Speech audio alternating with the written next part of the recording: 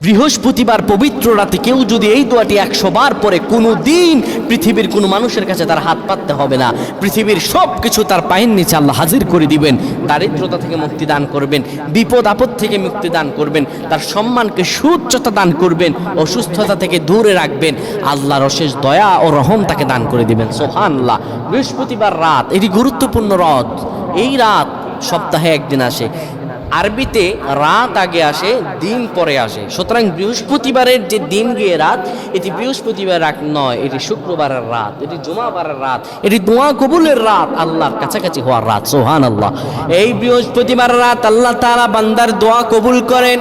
কেউ যদি বৃহস্পতিবার রাতে ঈশা নামাজের পরে পবিত্র হয়ে ইয়া হাইয়ু ইয়া হাইয়ু ইয়া হাইয়ু ইয়া রফিয়ু ইয়া রফিয়ু ইয়া রফিয়ু এই দোয়াগুলো পড়তে পারে 100 বার, আল্লাহ রাব্বুল আলামিন তার